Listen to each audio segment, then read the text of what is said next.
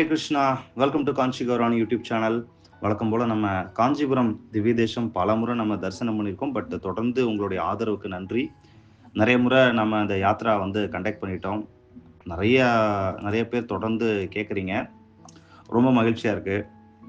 ஒரே நாளில் எல்லா திவ்ய தேசத்தையும் எப்படி சேவிக்கிறது அப்படிங்கிறது நாம் சென்னையிலேருந்து நிறைய பேரை கூட்டிகிட்டு போய் காமிச்சிட்டோம். எவ்வளோ அருமையான கோவில்கள்லாம் நமக்கு நம்முடைய முன்னோர்கள் கொடுத்துருக்காங்க.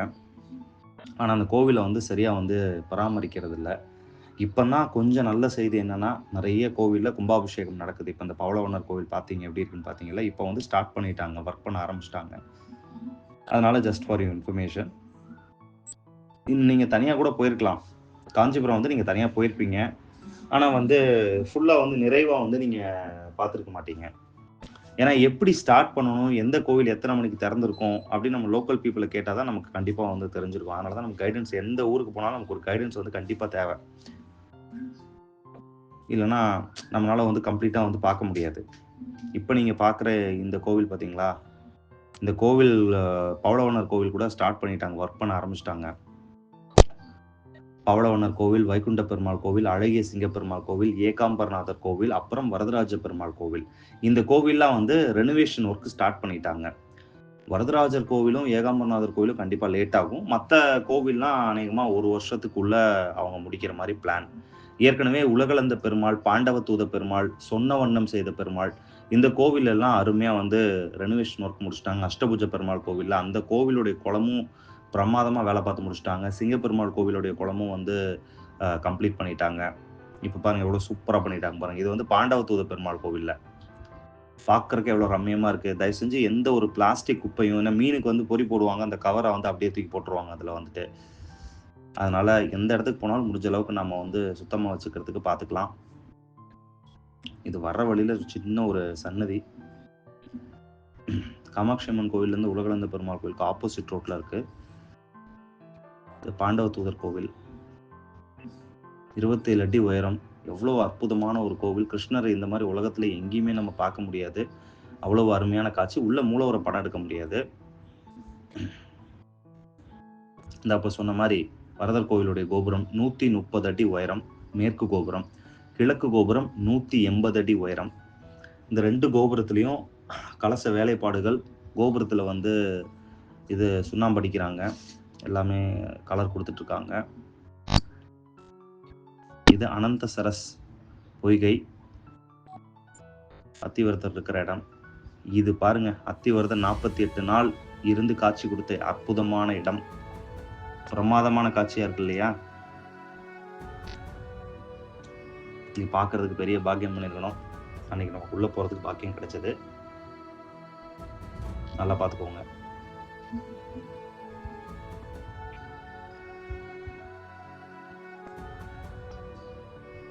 இந்த சின்ன கோபுரம், இந்த கோபுரத்துக்குள்ள தான் அத்திவரதர் இருக்காரு. இதுக்கு கீழே தான் அந்த சன்னதி இருக்கு. 40 வருஷத்துக்கு ஒரு முறை 48 நாள் வெளில வராரு. அடுத்தது 2059ன்னு சொல்லப்படுது.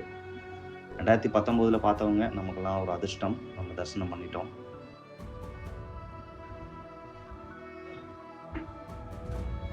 இந்த கோவிலுக்கு அப்படியே நேர் எதிரில் தான் ரங்கநாதர் சன்னதி. வலது பக்கம் சக்கரத்தாழ்வார், இடது பக்கம் வராகர் சன்னதி, முன்னால வேணுகோபால சுவாமி சன்னதி.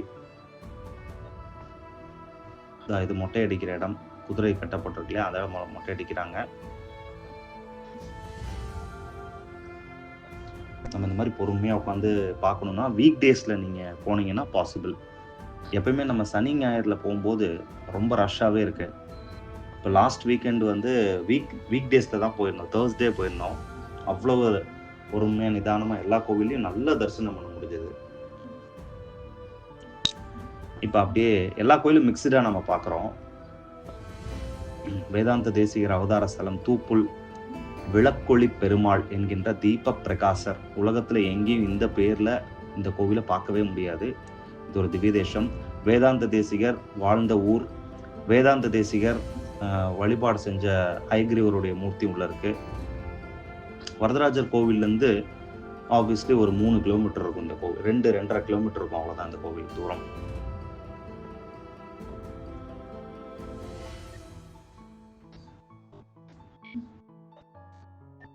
காலையில் நீங்கள் வரதராஜ பெருமாள் தரிசனம் பண்ணுறதை பேஸ் பண்ணி தான் உங்கள் யாத்ராவே இருக்குது.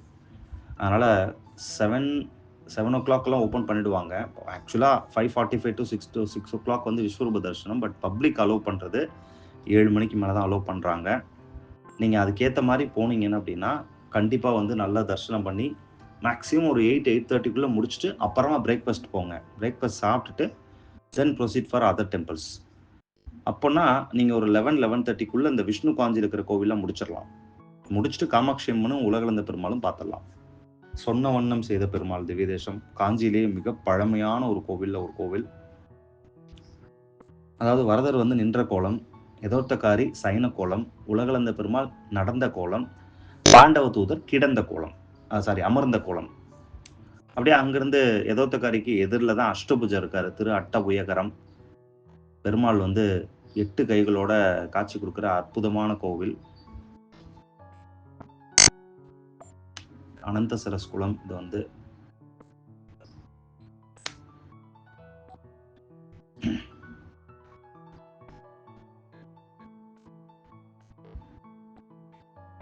இந்த ஆஞ்சநேயர் வந்து அழகிய சிங்கப்பெருமாள் கோயிலுக்கு எதிரில் இருக்காரு. அழகிய சிங்கப்பெருமாள்.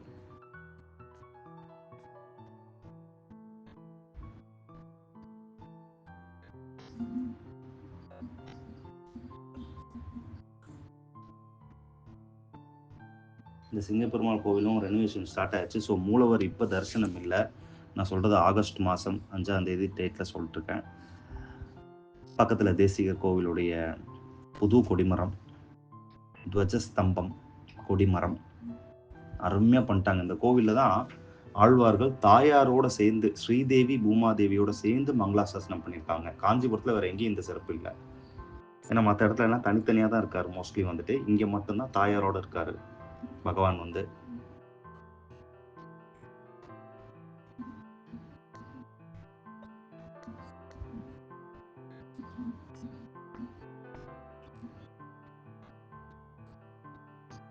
பவளவண்ணர் கோவிலுடைய கும்பாபிஷேகம் கண்டிப்பாக ரொம்ப எதிர்பார்க்குறோம்.